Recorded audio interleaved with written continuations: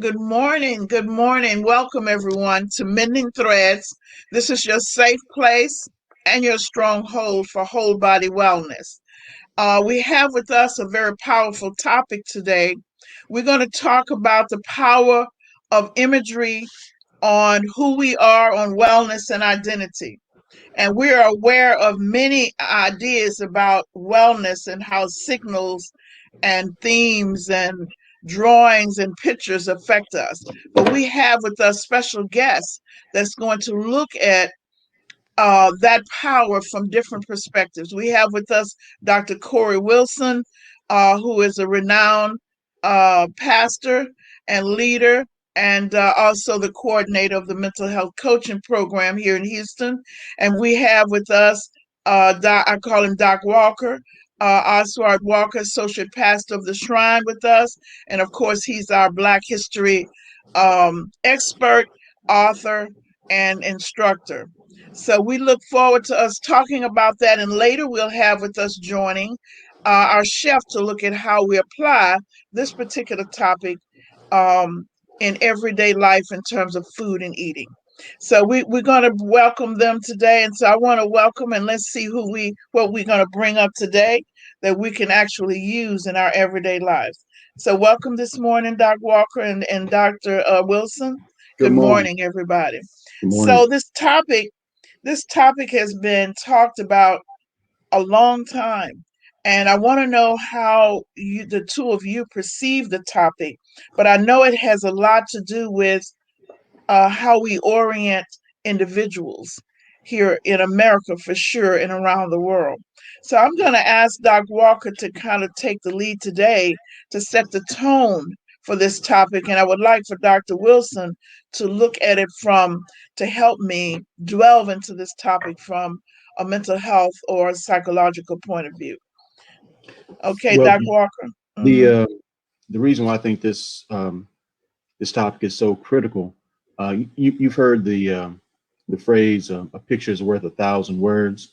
Yes. Um, they may be worth more than that because when we see pictures, they so often uh, set realities in our mind, good or bad, from the images that we see, especially when we see these images on a consistent basis.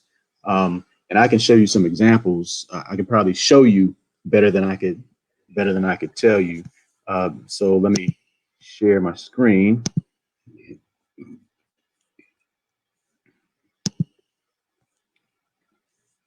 Yeah, here we go.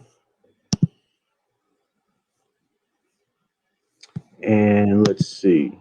Are you able to see a PowerPoint? I'm not sure if you can or not. No, I don't see it yet.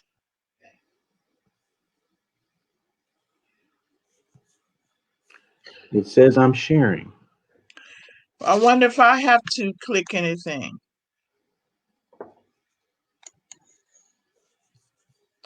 So when you did that, did it say share file, share screen? It did, and it says I'm sharing right now. Um, Nope, it is not coming through for us. okay, let me see. You're in the show.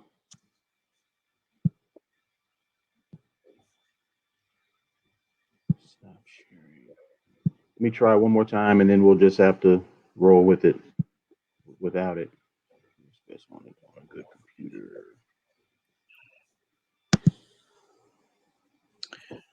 I know it's possible because I know that one of our other guests was able to do it, but I'm not sure exactly how. Okay, I'm trying again. Are you able to see? No, do you have to publish it or something? Well, it says I'm sharing. Is Can the producer K Nice see from his end?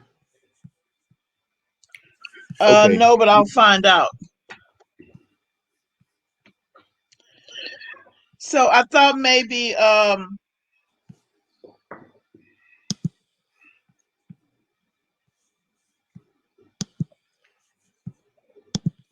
Okay. Well, I guess it's challenging to talk about images and not have images, but that's That's on me. right, right. Well, Um, actually, I don't know if we can draw them or how we can do them, but uh, but we can. I have a few images around me. the, the point I was trying to make is in this country, there's been a history of anti-black imagery, and I have Hello. far too many examples of just anti-black imagery used in advertising from the late 1800s on up, and just to see them are shocking. But the point is, Oh, it's up images. now. It's up It's up. now. I was Okay. able to call him, and he was at yes. Hmm. Okay. Uh, well, if it's up, so you're seeing one example, uh, Jim Crow. Um, but this right here, if you see it, Rastus brand cured sweet potatoes. Um, and look at the wording. Someone is trying to speak in a black, quote unquote, black vernacular, but it's racist, it's demeaning, and we are always shown as less than. Um, these pictures here, um, it's trying to hammer home the point that black is ugly, black is not desirable. Um, the sister on the left is using the term that Mae West was a huge star back in the day, sex symbol. Um, and so this black woman is using her words, and it's supposed to be irony because how on earth could anyone find this black woman attractive? So the message is always being hit home. And so you see these stereotypical negative images used to sell every imaginable product, toys made, the Alabama coon jigger, um, Aunt Jemima pancakes, of course. You see the images of, and this is interesting because um, you have uh, companies selling soap, and the whole idea is um, even a black person can get quote unquote clean, meaning they're not black anymore. And the picture on the bottom left is an image from an ad from the 2000s, from not too long ago. So that same message of blackness being inherently dirty, inherently unclean, is still being pushed today. These are just different versions of Aunt Jemima. They took the rag off her head, but it's still showing the same image of black woman as servant. Um, and you often see in these races the racist imagery, the the use of watermelon to show laziness, etc., which is ironic because the watermelon was actually for Black people an image of self-determination. It was one of those. Uh, it was one of those crops that we could grow easily. That we, right after emancipation, that we could make money off of. That we could have our own business, so watermelons became for Black people a symbol of pride and a symbol of self assertiveness, a symbol of us taking control of our own destiny. And uh, folk didn't like that, and so they actually took an image and flipped the script. They took an image of positive self assertiveness and promoted it as something that was exactly the opposite. And the brother on the right, I mean, you talk about 100 years of lynching. That's the scourge of lynching, and they use an image of a black man potentially being lynched on a Valentine's Day card. I mean, how?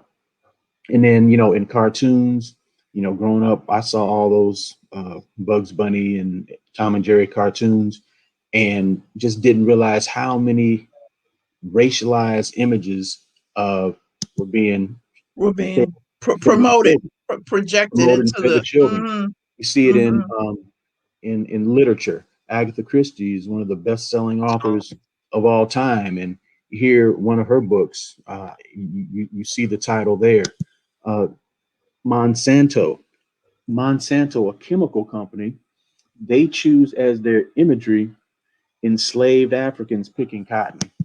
Uh, I mean, it's literally amazing. If you want to play golf, well, there you go. There are the tees that you can use. Or if you want the best, if you want um, the whitest teeth, of course you want to go get darky toothpaste. So the images over and over, and then like this is one of the most, for me, one of the most enduring images of President Obama's reign. Um, this was the governor of Arizona at the time. He gets off Air Force One, and she starts scolding him like he is a child, and that just kind of captured the GOP's underlying motivation for how they interacted with President Hmm. Obama when he was in office. But that image was just it's just seared in my mind. And then on the New Yorker magazine, I mean, what is the message that they're trying to send at the way they portray President Barack Obama and First Lady Michelle Obama in this picture? They're calling them Muslim, they're calling them terrorists, they're calling them all these things. You see the American flag burning in the, which is ironic because literally those who attacked uh, the U.S. government and attacked democracy were the same, on January 6th and for the past 4 years, were the same people that use images to try to portray President Barack Obama and his wife as outsiders, as foreigners, as terrorists, as something we need to be afraid of. Images belittling the first lady. But I wanted to show you negative images because that does something to us, but also um, not allowing or not exposing us to positive images. Well, I Um, wanted to say this is that Go ahead. sometimes as we're speaking, people are really not understanding the real impact of this. And so I'm sure that when I make the statement that um, Dr. Wilson is going to have something to add to that in a more meaningful, because, there's symbols all around us for religion, for beliefs, for mental health. And one of the things that we really are not teaching our young people are saying and stressing it so is that the symbols are ingrained in our spiritual self once we see this, because people, and this is what I want to say, people don't understand that for example, our heads, our brains are made up of two, let's just say two hemispheres. And while you're showing those images, whether Hmm. we know that they're true or not, the brain is looking at it logically, but it is actually on the left side of the brain. But in the right side of the brain, subconsciously, those images are being embedded in our spirit, like in our DNA, if you can understand it. So therefore, it's not words that you can put to it, but it locks into a place where you're carrying it around all the time. So it's impacting, we'll get into it more, like all the different ways that it's impacted. But as you're speaking, I know that the audience is wondering, well, so this was way back when, so why is that important? Because it is used today in more ways, still continuously, and also it's walking around with us and affecting even how we walk. People have no idea that is subconsciously affecting. And we're gonna get into that a little bit more. Is in school and everything, why it's so important to talk about. But I just wanted to set that so we could further talk about the mental health impact as they're seeing the symbols. You These see, images, these images shape how we define what is beautiful and what is not, that's right, what and is who we what is are. holy and what is not, what is good and what is evil. Bishop Henry McNeil Turner, back in the 1800s, um, he said, if whites can see God as white, and if other people all across the planet can picture an image of God in their own likeness, then why not blacks? Black, he used the term the Negro. Um, the Negro should be able to see God as Negro. But Hmm. but his point is we have to be able to see the divine in ourselves. But when we are inundated with images of the divine that don't look like us, there is a subtle and not so subtle message that's being hammered home, that you are further away from God, that you are further away from divinity, that you don't possess um, literally the Interconnectedness. Mm-hmm. interconnectedness, the Mm-hmm. worthiness. Mm-hmm. You have to come through us if you're going to get to God. And then John Henry Clark, the famous historian, he talked about the impact of colonization. He said, "Yeah, well, they colonized land, they colonized this, but worst of all, they colonized the image of God." And so, from Dr. John Henry Clark's perspective, who is revered um, globally for his work, um, he talks about the power of images, about how the image of divinity has been colonized, which is quite fascinating because if you look at the oldest depictions of of divine entities anywhere on the planet, they all look like us. They're all black. Um, and that's why I say it's one thing to be inundated with negative images, but it's also has a negative impact when we are not exposed to positive images. That's why I'm showing these images from ancient Egypt. Ancient Egypt, um, for a long time, everyone said that all civilization, et cetera, came out of Rome and Greece. Later discovered that the Romans and the Greeks learned everything they knew out of ancient Egypt, which is in Africa. Um, and so at that point, everything, all manner of devices and energy was put into making sure that the world knew, quote unquote, that these ancient Egyptians were European. But from this image, the image on the left, everyone knows that that's King Tut or King Tutankhamun's um, burial mask. But very few people know that that's also King Tutankhamun or King Tut on the right. That is the actual statue that stood right outside of his of his tomb. On the right, you see Elizabeth Taylor, great actress, played Cleopatra in the movies. On the left, you see how the Egyptians saw themselves. You notice the difference. Um, one is Hollywood and one is actual real life, but they're showing two different realities. Um, the noses, the lips on the statues. I mean, that looks like Mike Tyson right there. Um, these are Egyptian selfies, or ancient Egyptian selfies. We're talking about Black African people in the paintings, in the artwork, many of which the noses were taken off because noses, the wide nose, has always been a sign of African origins or Pan African origins. And so oftentimes you see the noses of these ancient Egyptian statues taken off. These brothers here, they could be from anywhere. They could literally be from anywhere, from South America, from Acres Home, from wherever. But these brothers are from Egypt, modern day Egypt. But these aren't the images that we see when CNN or Fox or MSNBC does their broadcast from Egypt. Again, we're talking about control of images and control of people's perception of themselves, of history. Here, this looks like Tito Jackson. Again, this came straight out of ancient Egypt, rocking the Jackson 5 fro. Uh, Image on the right, there's this hairstyle for sisters now. It's called Bantu knots. Well, there's nothing new under the sun. We see the Bantu knots right there. Um, this is Queen T wearing the Angela Davis afro. This sister was the grandmother of King Tut, King Tutankhamun. Um, One of my favorite images out of ancient Egypt. Another one.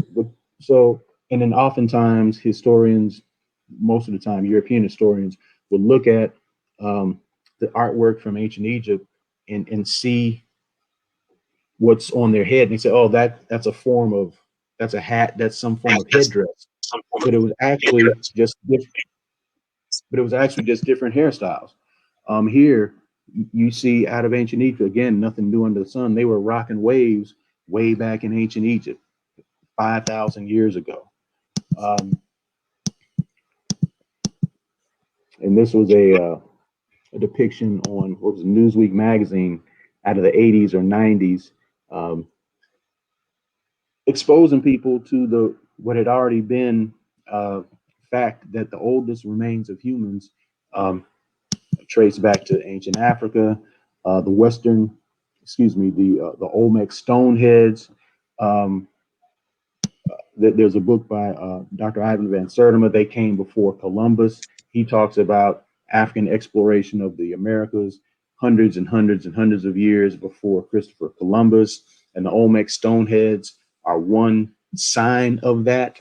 Um, but that's a whole thing in and of itself. Chikantha Diop, a multi-genius with about three, four, five different PhDs. He's the one that confirmed that when you're talking about the study of ancient Egypt, you're talking about literal black Africans. He did a melanin testing of dummies. Melanin is that thing in the skin that determines how light or dark you are. Black people have more melanin.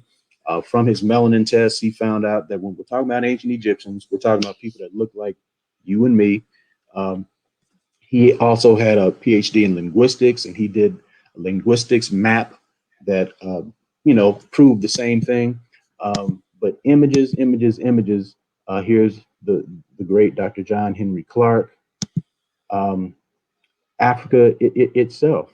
You see, Egypt is right there in Africa, but the power of images, even though we can see that Egypt is in Africa, with the power of images being inundated. I mean, hell, Christian Bale, Batman, is still playing um, an Egyptian just a couple of years ago, playing an ancient Egyptian in a Hollywood movie. Those images are so strong, even though we know, even though our eyes are telling us Egypt is in Africa, and common sense says we're talking about an African people, the images we've been inundated since we were children tell us something else. Uh, Yes. and Hmm. this is image and information because the continent of Africa is often portrayed as being resource poor, um, having to rely upon aid from outside sources. Well, you see, the continent of Africa receives $30 billion in aid, but no one talks about the $192 billion that leaves the continent in terms of resources taken out of African hands and placed into other hands so other countries and other peoples and other corporations can get rich. And I'm going to stop talking because we could go about this all day. The positive imagery that lifted us up even as society was telling us that we were less than. That's one of the reasons why Joe Lewis was so critically important to our people. Why, my father would tell stories about how they would run to the radio to hear Joe Lewis fights because the image of a black man standing up and being a conqueror in the ring was providing a counter message that was telling us that black people were less than, we couldn't do anything. Jackie Robinson, it wasn't just him uh, making it to the major leagues. The image of seeing him competing and not only competing but dominating was a powerful, life-changing image. One of the images that changed and impacted countless people that involved themselves in the movement or struggle for civil rights, self-determination, Black Power.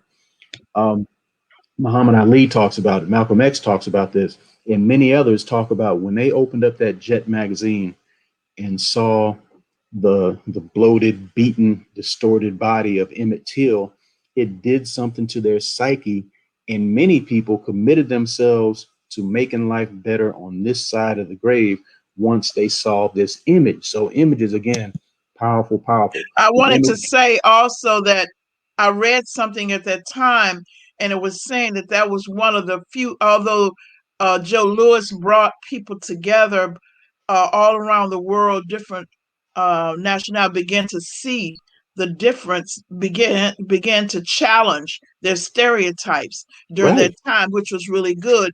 And then when Emmett Till moved, then their compassion and subconsciously they began to be more sensitive because nationally they were able to see it and not hold on to the voice stereotypes that were given to them previously.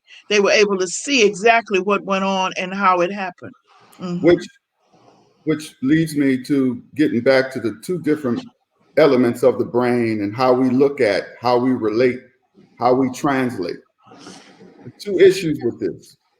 First, I want to give you a quick story about a young boy not knowing his father, but he has to listen to what his mom says about his father, his aunts and uncle says about his father, and what possibly the environment and the culture around him says about his father. But again, he never got an opportunity to actually meet his father and form his own opinion.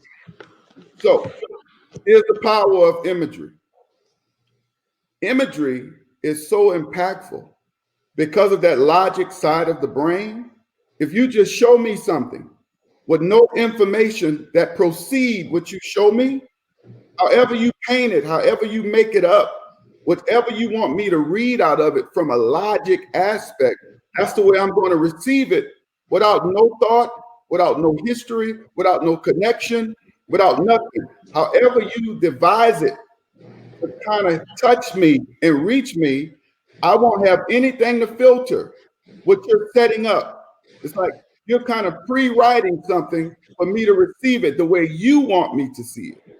That's why imagery is so impactful, because the way the brain works, there's a side of the brain where when it sees something, it just links it. It logs it as what it's seeing, but it does not have a secondary nature at the moment to do research on what it just saw to see if it's true or false, and to see where it needs to place it in the bank of the brain. The second thing is, when you have man, a human being, a culture that studied the brain, to understand that if we set an image out, it's going to help us show them how we want them to view the world and themselves, but it's going to be done subliminally so they won't realize what we're actually doing.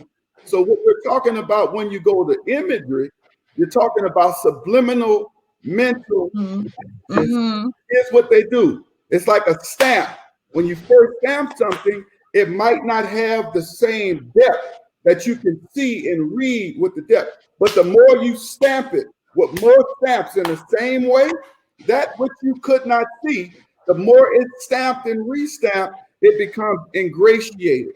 It becomes a stamp, it becomes a tattoo in the brain. And here's the problem with that tattoo: when it's the wrong stain, when you go to get the right stain, when you already have something in your mind that's there, it will play against when you get something that's right. And because the wrong was there first, it's going to be harder to start erasing that one and putting in a new one as you move forward. Just like a regular tattoo, it's easy to put it on, but it's hard to erase it. In life,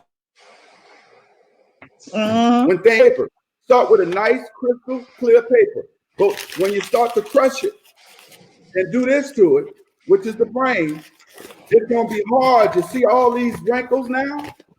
That's what messages and imagery does.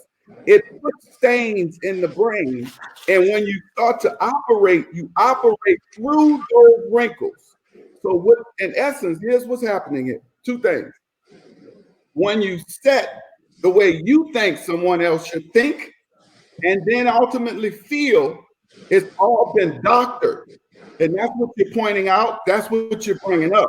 The danger of a doctored scenario is that typically it's going to be a lie, but at the moment when you're seeing the imagery of it, your brain don't associate with a lie because it's visible. Your brain, because of the visible aspect, is going to think this is real. And then the more it plays over life, and then the thing about subliminal messages and imagery, it gets played in every aspect of life. That's why it's powerful, and it goes against when you or I, being African American in this country, try to start to get well. The problem is we got this thing that's been being played over and over and over. Even if somebody tell us we're good, we're better, you're strong, you're royal.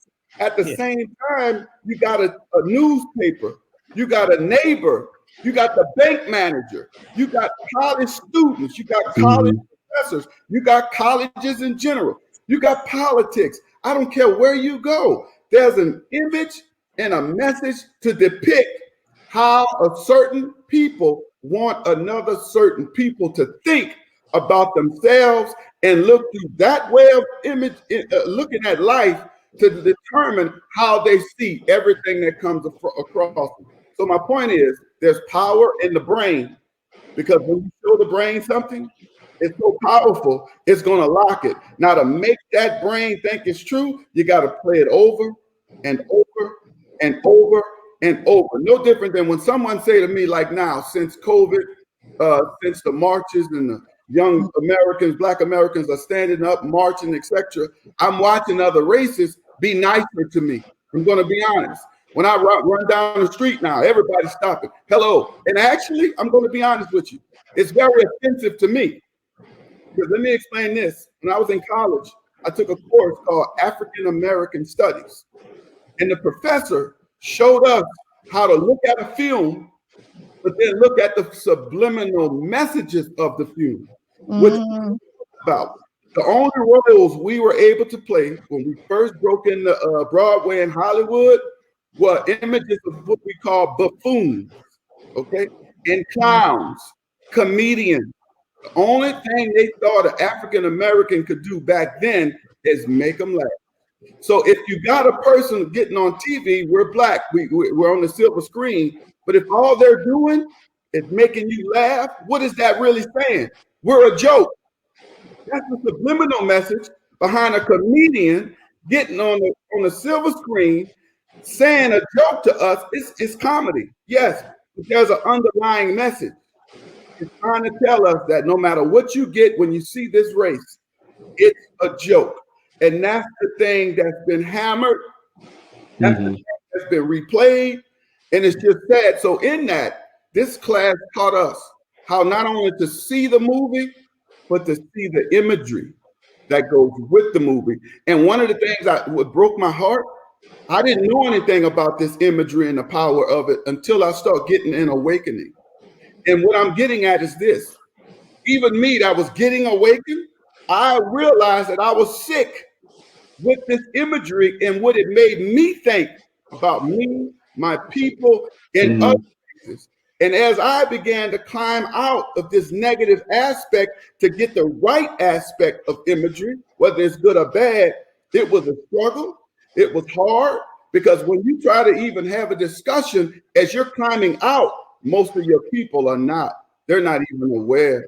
So when you start talking about being out, climbing out, which brings a certain enthusiasm, most of the people you bring it to, sadly enough, it's going to knock you down too. It's a very, very, very bad thing. And it goes against you getting well.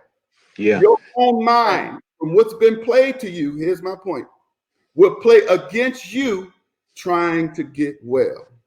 Yep. And that's one of the reasons why I appreciated so much, like growing up in my parents' household. They had Black African art, Ebony magazine, just trying to normalize Black images and imagery and Black people, Black parents. Dr. Wilson, you made a powerful point. We are portrayed in only certain ways. And that's one of the reasons why I think it's so critically important.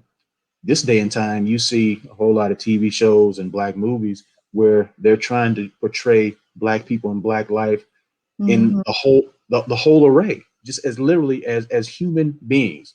We are parents, we are janitors, we are doctors, we have we have relationship issues, we have all those things.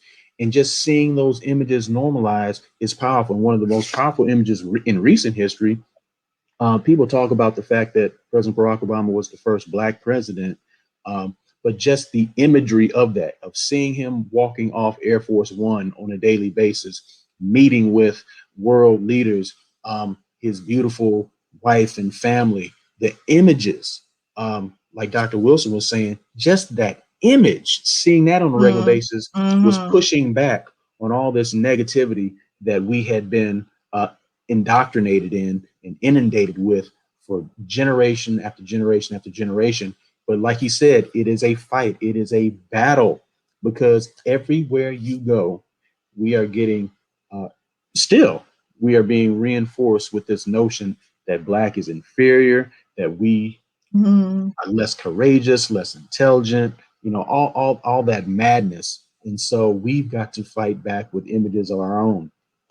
And I want to say that we're talking about it in imagery and the ideas at play, but it exists and it's alive, and it's alive in everyday practice. So, for example, in the movies, Dr. Wilson mentioned. So, for in the movies, you'll see the lady. I know we have Chef Kelly aboard, so she's a modern day person in the kitchen.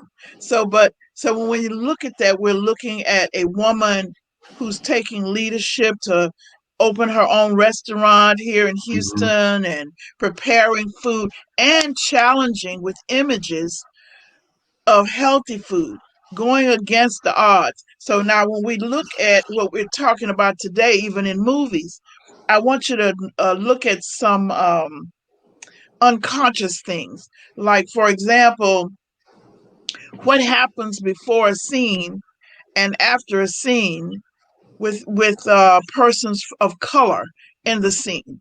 Generally, when they blow the candle out in some scene, when they blow the candle out in some scene, sometimes it's romantic. But when they blow the candle out, when there are people of color, you already know something grim is getting ready to happen. So these are little symbolisms and whatever that are in movies. And if you go through and start looking at before and after a scene, what happens? So, what do we do? At the end, I want us to come up with something that we can do repetitively. It's okay to talk about it, but it is what are we going to do to take a stand and take leadership for it? But I want to transition to look right now because we don't think of health and wellness in terms of our own identity development, how it relates to what we do every day, like preparing meals and foods for our wellness, and how that identity and how the imagery of doing that relates to a whole body wellness. So I want to take a minute to look at this daily image that we have. So, Chef Kelly, you're with which restaurant? Okay. The name of the restaurant is Solstice Holistic Cuisine. And Mhm. my main objective is to get us back to eating real food. Um, Food that is nourishing and healthy. Now, you know, I do have occasionally some dishes that may not look so healthy, but the way that it's prepared, uh, it turns out to be. It turns out to have some nutritional value. Okay. When I first came into the restaurant, I noticed that the demographics, kind of propelled me to, enter some foods that I don't wouldn't normally enter into the restaurant. Um, Now I do serve beef. The only beef that I serve is uh, the hamburger. That's the only beef that I serve. And that beef is halal. I don't know if y'all familiar with halal raised meat, but I introduced that. So that kind of gives you a little bit of a different leverage Tell us a on little bit eating. about that raised meat. Tell us as you're doing. Tell us a little Okay, bit about. halal, a lot of, Arabs or, even in a lot of African countries, they raise halal beef. The halal means that the cow was raised differently. Okay, so when it went into the slaughter, it was not just rushed in. You know, they gently killed the cow as to prevent it from having effect on the meat. You mean Okay, so when you the stress that it has. the stress, exactly. So the way that they raise cows here is totally different. They rush it in. They just, you know, just rush it into slaughter. And those cows are very stressed. Okay. So it has an impact on the meat.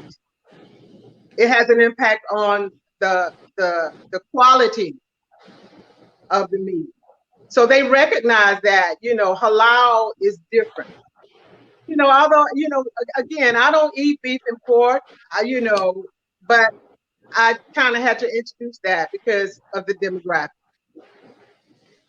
So the point that I'm trying to make is that we, as a people, we need to change our perspective on food and the way that it's prepared. Okay. In And we need addition, to you have might want color. to mention other things in the food is not prepared the way that we used to prepare it. So it is important to change the perspective because we keep thinking that the food was the same as it was when our parents were. Exactly. And it's totally different. 50 years ago, you could look at the way that they raised cows and pigs was totally different than the way that they're raising them now. Cows are generally what? Vegetarians. They eat grass, right? They're grass eaters. But what they're feeding these cows, now is nowhere near grass fed. So we have to look at that. We have to look at the way that they're slaughtering these hogs, the way that they're slaughtering chickens and all of that. We need to move away from that. Okay, and Can you also, show? I mean, pardon? Are you going to show us one of your dishes today to see how you're presenting it or how you prepare it? Well, okay, so here's the thing. Mm-hmm. I don't know if y'all going to be able to see what I'm doing. I'm gonna send Doc Walker over there so he can get your vision thing set up. Okay, yeah, exactly. So what I'm preparing in the restaurant today is Southwestern egg rolls. Okay, and so what I may not complete the cooking process, but I'm just going to show you what ingredients that I'm using because, like I said, I love color in my food, and the ingredients for these Southwest egg rolls is spinach. Okay, you see the spinach. Yes. Okay, Mm-hmm. mushrooms. Okay, now also, I just want to stress that different color foods have different nutritional values. So your red foods have different nutritional values. Your green foods have different nutritional values. And we have mushrooms. Okay. Mushrooms, of course, they're different, they're white, brownish, So they have a different nutritional value. And we have to look at, okay, I love cilantro. Cilantro is a body detoxifier. In other words, it alleviates heavy metals from the body. And in this world that we're living in, we're inundated with heavy metals. Okay. So we need to do things to help the body detox a lot of that heavy metal. Also, okay, so the ingredient that we have in the egg roll is black beans. Okay.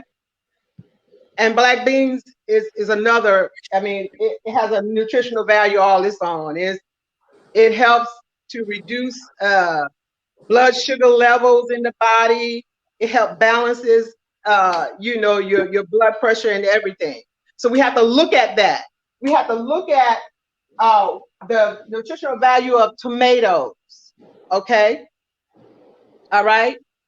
And so these are the main ingredients. Now you can put, also there's parsley in it, okay? So we have to kind of look at those different color foods and add color to our food. A lot of us, we used to eating this gray meals, you know, like just gray meals, Like rice and and it gravy doesn't and give stuff. us, Mm-hmm. yeah, rice, gravy, you know. Uh, so, but we have to uh, learn to interject color into our food. Can we see how it looks when you Okay. finish it? What? Actually, I may not have time to finish it. I'm sorry, Okay. but yeah, I don't know how much time I'm gonna have. But Well, what I'm I gonna start on it can I invite them Saturday to come and look at this? if they would like. Yes. I do want to say that Chef Kelly has given you the ingredients, and I think she's going And to send us. I sent you the recipe. I don't know if you got. I sent you the recipe yesterday. Okay, then, well, the Okay. recipe will be posted and will also be Yeah, used on the Saturday. recipe. Okay, and so I have the red bell peppers and the onions and the green bell peppers, uh, and the garlic cooking in the pan. Okay, so that's you know that's something else that we need to kind of indicate. Okay, So this is a so like I slightly said,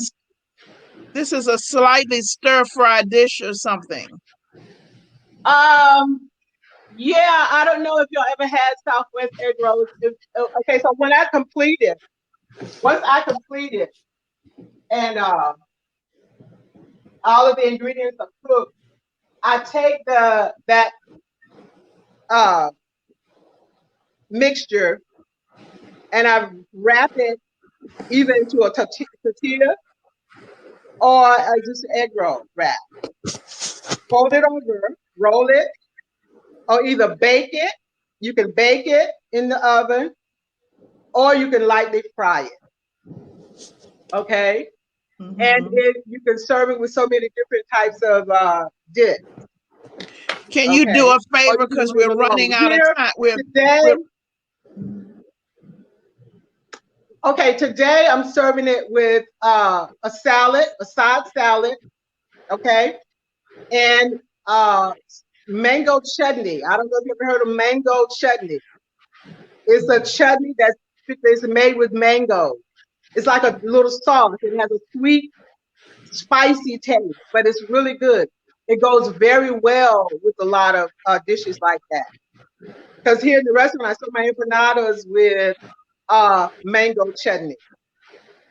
So I would, yeah. I mean, I can invite you to come into the restaurant and we could do it. I think it would be better if we could have like somebody, like a meetup in the restaurant, and I just do demos of the food. right. How about But that? I mean, we're gonna try to see if we can get a camera up in there. But the thing is that what I really want them to know is that you have sent the recipe, and if you could just say yeah, out loud, I think, can you say out loud all of the ingredients that you're using so that the people that are listening will be able to go pick the uh-huh, ingredients up for Saturday, right. and Okay, they so will know that you uh-huh. say that So again. the ingredients, I use bell pepper, red bell pepper, green bell pepper, red onions. Okay. Um, pardon. Go on. So we have spinach, baby spinach. We have mushroom. We have cilantro. We have black beans, and also you can add, if you want, to add chicken to it. You saute the chicken first, until it's done, and then add the chicken after the mixture is done. And you add, uh, I add rotel tomatoes. They'll have a little bit of a spicy flavor. Yeah. Um, and the spices that I use is dark chili powder, cumin. I use a little bit of about a half of a cup, no, not half a cup, about a fourth of a cup of taco seasoning mix. Okay. Um, and you saute all of that in olive oil um, until it's done. Okay. And that is, and you can, I mean, you can be so creative with this recipe. I mean, you can add other vegetables if you want.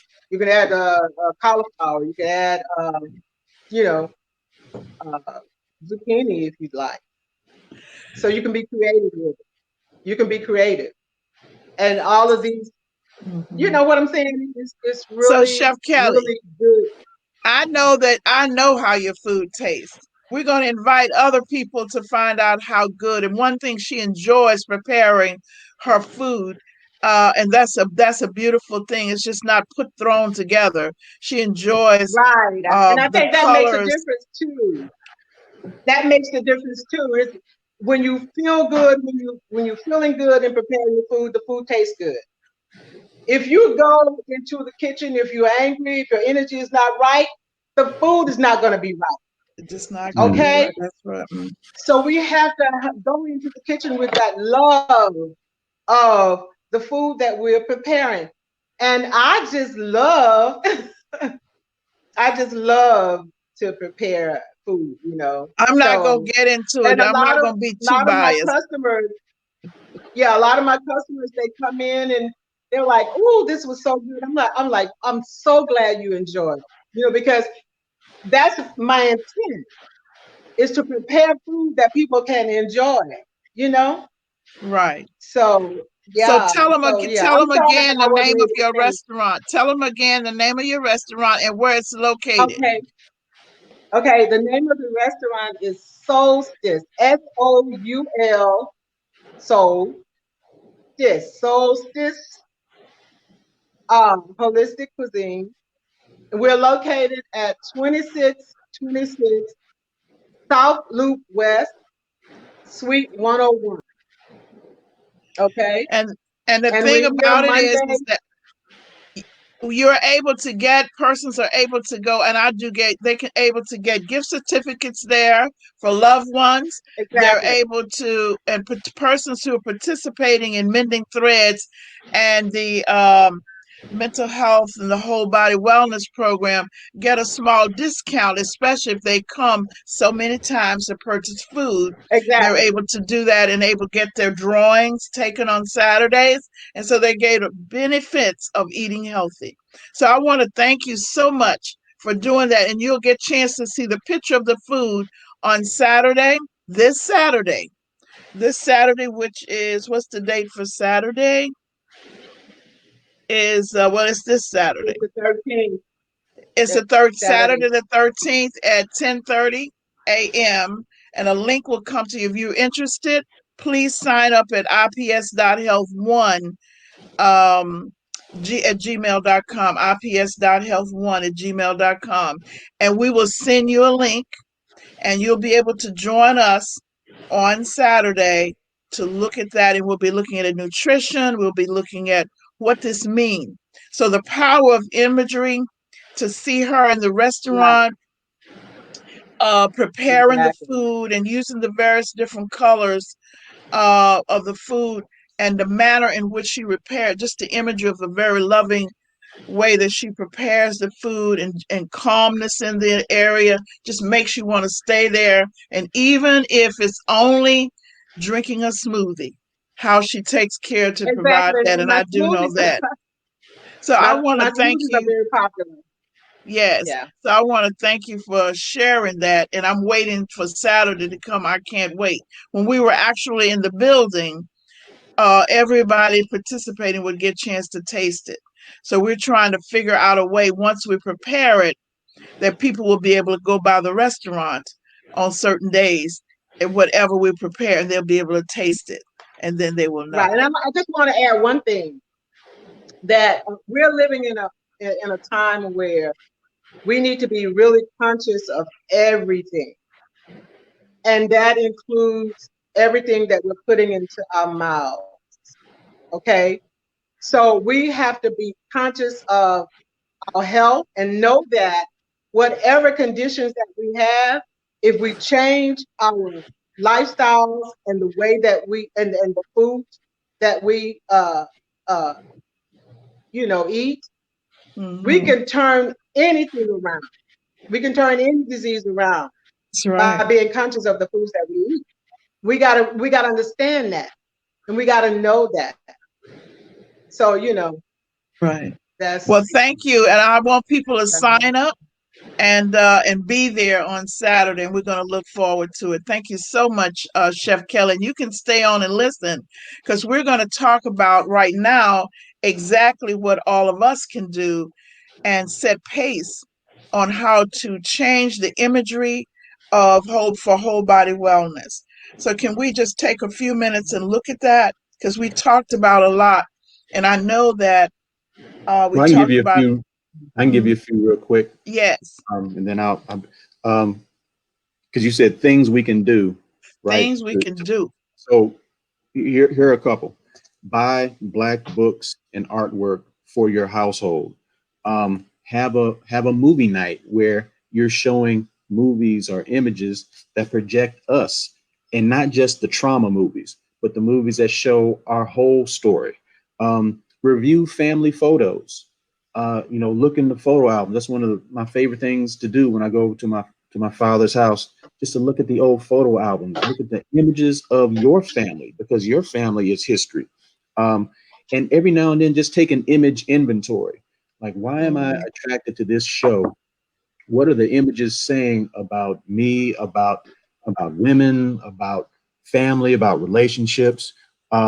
And then treat people with respect and compassion, because one of the most powerful images is what you do, what people see you do. So if you want your children to read, you need to be reading. If you want them to be involved in social action to make the world a better place, then you need to be involved in social action to make the world a better place. So those are just some things you can do. But the power of images, man, like the movie Black Panther, one of the reasons it was so impactful was because it showed African agency, power. It celebrated women in their assertiveness and impact in the world and leadership, and dark skinned sisters and sisters with natural hair, images that aren't usually celebrated by the larger society. Oh, thank you. That was good. So, Dr. Wilson, Yes, and to finish up my quick synopsis about the young boy that didn't know his father, who was told about his dad. The sad thing about the people that he heard about his dad from, the mom was upset because the dad walked out on him. The dad in the community may have made some mistakes in his young, immature ages and stages in life. So all that young man knew about his dad was negative images. So in his mind, he grew to hate somebody he didn't even know. So the way you overcome what you've been told, to form your own opinion, first you got to start to seek out a relationship with his dad himself. That's not going to be easy. No different than God. The way we've been played, the way we've been sold about God in this country, it has given us a negative understanding and a negative, evil view based on how it has been depicted. But the result is it is causing us not to even want to look for God because of how somebody has decided that they want to portray and put God in front of us in a negative way to build their own secret interests. The second thing I want to point out, when you come to God, the Bible says in Matthew 6:33, seek ye first the kingdom of God and his righteousness, and then all these other things will be added to you. The last thing I'm going to read for you is Ephesians 4, starting at verse 13. Hear me clearly. This is the antidote. Till we all come in the unity of the faith and of the knowledge of the Son of God, unto a perfect man, unto the measure of the stature of the fullness of Christ, that we henceforth be no more tossed to and fro and carried about with every wind of doctrine by the sleight of men and cunning craftiness, which whereby they lie in wait to deceive. It's time for us to get the truth. The Bible says when you hear the truth, The truth shall set you free. Free of what? All the mess, all the craftiness by the devil, not the white man, because somebody's operating the white man. So you got to look past his behaviors, see what's behind it. The Bible says we wrestle not against flesh and blood. If you don't build a relationship with Christ the right way, the right one, not the white one, not the black one, there's no such thing. God is the God of all, whether we like it or not. And until you get that, he will then clear you up, clear you out, and then give you the truth. And you start living by it. So the answer is to look in and not out, because the devil has mastered manipulation on the outside of life, meaning the physical. You got to go in where he can't live if you choose to let God in through Christ to help you change the way you feel, the way you look at things, and the way you become, which brings the mind, the body, and the soul together in unity to become healthy, so you can become a better person for yourself first, and then other people around you. Oh, thank you so much. So we got from Chef Kelly that we're supposed to look at foods that have not been destroyed, that they're whole, non-stressed food, and start asking for that and beginning to set our um, a menu around that. And we talked to um, Doc Walker. He's saying that we need to really look at what we can do to power in the moment and begin to look at our own photos, interviewing our own family members, and looking at movies more critically. And we got from Dr. Wilson, Reverend Dr. Wilson, is that we're supposed to begin to look at the meanings and the symbols behind what we have, and then begin to look at within ourselves for the understanding of where we need to move in the direction we need to move, and how to handle the situation. All in all, we really need to avoid systematic complaining unless we're going to do something about it. Learn what to do about it. So we have a class that's getting ready to start. You'll be able to go on wrc-houston.com.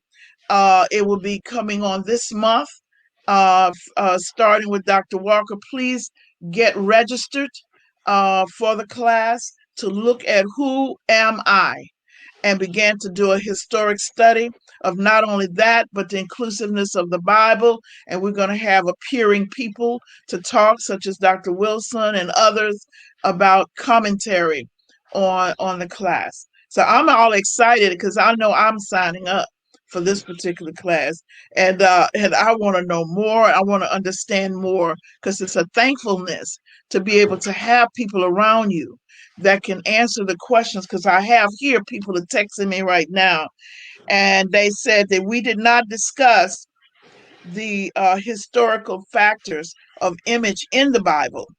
And can you explain at some time how the progression of history in the Bible No, for don't start African? asking the questions now when we're about to go off the air. That's what I say. That's what I Table say. for next Okay, thank time. you for answering, for asking. But yes, next time we will discuss history, African Americans in the history of the Bible. Yes, we will. Okay, thank you. Thank you for asking. Okay, then. So thank you, audience, for being here. And remember this: renew beliefs, rebuild faith, and reconnect families and communities. It is not the circumstance we meet, it is the manner in which we respond that determines health, happiness, and success. Go to our website, wrc-houston.com, register so you can be able to follow us. Let us know what you need, what you want more of, and we'll see you same time, same place, God willing. Thank you.